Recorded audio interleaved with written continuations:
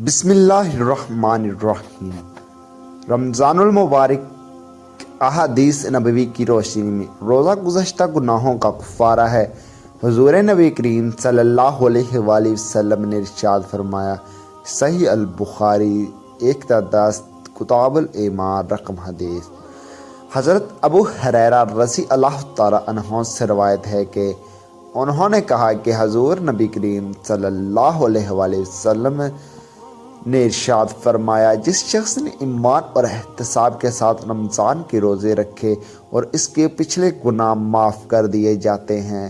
اس حدیث مبارکہ میں روزہ رکھنے اور رمضان المبارک میں قیام کرنے کے ساتھ ایمان اور احتساب کی شرط لگا دی، یعنی اس حالت میں رمضان المبارک کے روزے رکھے اور راتوں کو قیام کرے کہ حضور سے ثابت شدہ سب چیزوں کی تصدیق کرے اور فضیلت صوم کا اعتقاد بھی رکھے تو اس کا ایمان کا روزہ کہا جائے گا۔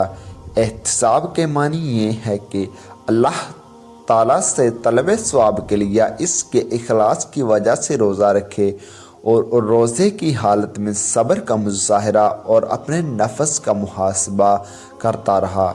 جو آدمی ایمان اور احتساب کے ساتھ رمضان المبارک کے روزے رکھتا ہے اور رمضان المبارک کی راتوں میں قیام کرتا ہے تو اس کی تمام صغائر معاف کر دیے جاتے ہیں اور کبائر کی معافی کی امید رکھی جا سکتی ہے یا کبائر کا بوجھ ہلکا بھی ہو سکتا ہے۔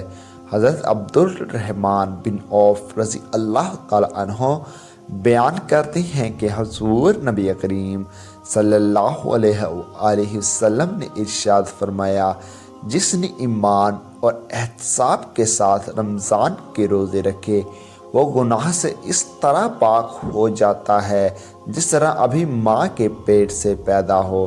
نمبر 2، روزے دار کے حصے میں 2 خوشیاں ہیں۔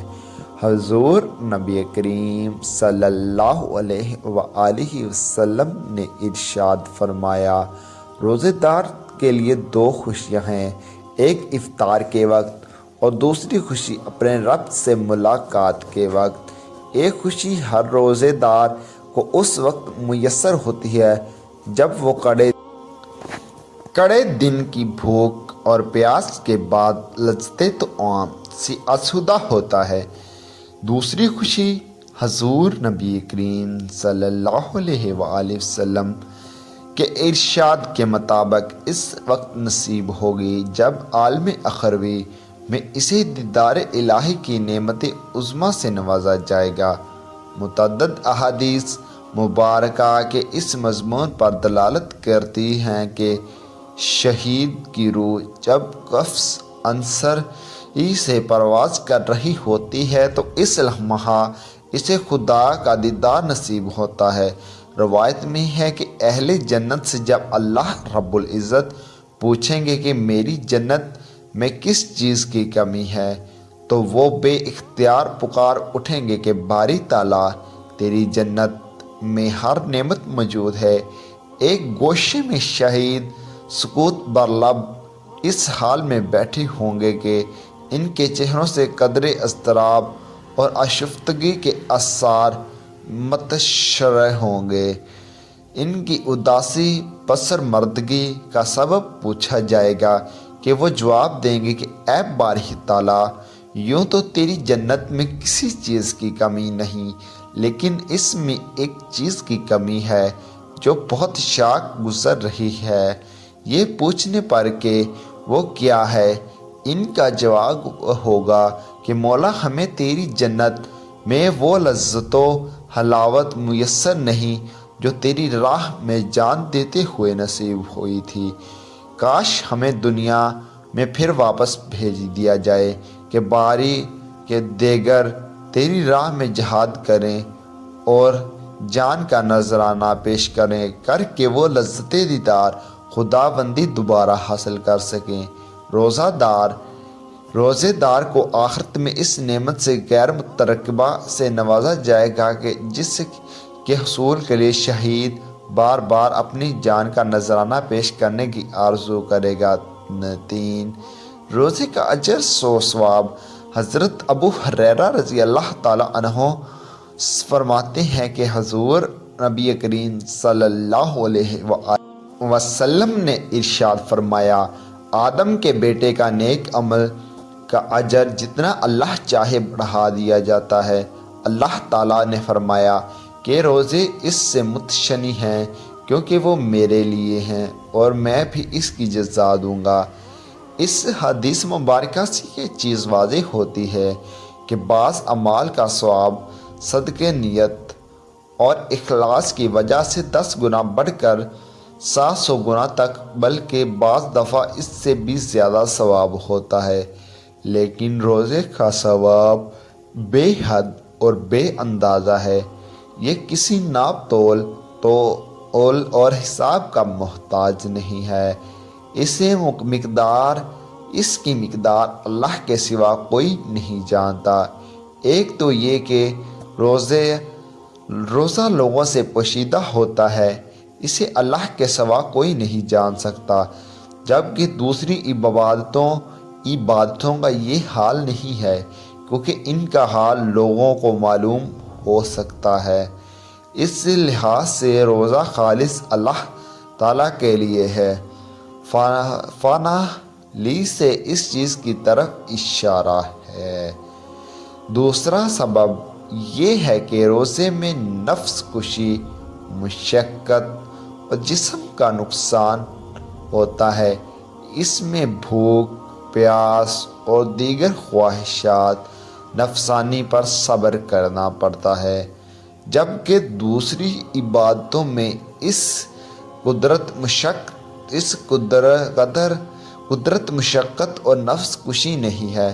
روزے کو اللہ تعالیٰ کی طرف منسوب کرنے کی ایک علت یہ بھی ہے کہ ویسے تو ساری عبادات و اطاعت اللہ کے لیے ہوتی ہیں، لیکن روزے کے ساتھ کبھی غیر اللہ کی عبادت نہیں کی گئی، کیونکہ کفار و مشرکین نے کسی دور میں بھی اپنے کسی معبود کی تعظیم روزے کے ساتھ نہیں کی، اگرچہ وہ نمازی سجدے اور ذکر و نیاز کے بعد صورتوں کے ساتھ اپنی معبود یعنی باطل کی تعظیم عبادت کیا کرتے تھے۔ پس اس وجہ سے روزہ صرف اللہ تعالیٰ کے ساتھ خاص ہے۔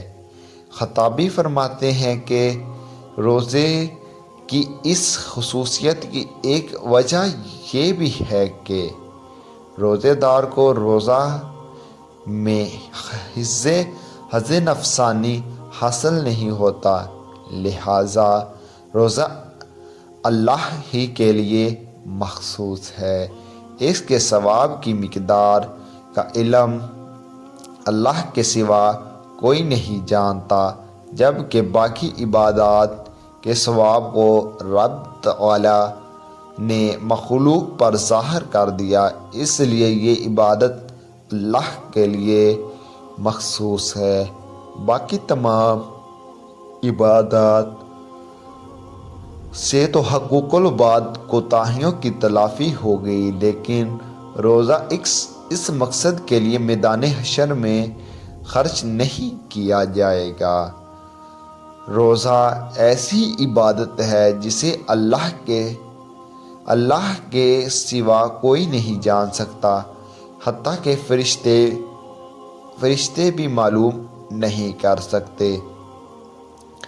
روزے کی اضافت اللہ کی طرف تشریف اور عظمت کے لیے ہے، یہ جیسا کہ بیت اللہ کی اضافت محض تعظیم و تشریف کے لیے ہے، ورنہ سارے گھر اللہ ہی کے ہیں۔ روزے دار اپنے اندر ملائکہ کی صفات پیدا کرنے کی کوشش کرتا ہے، اس لیے وہ اللہ کو محبوب ہے۔ صبر جزا کی حد نہیں ہے، اس لیے رمضان کے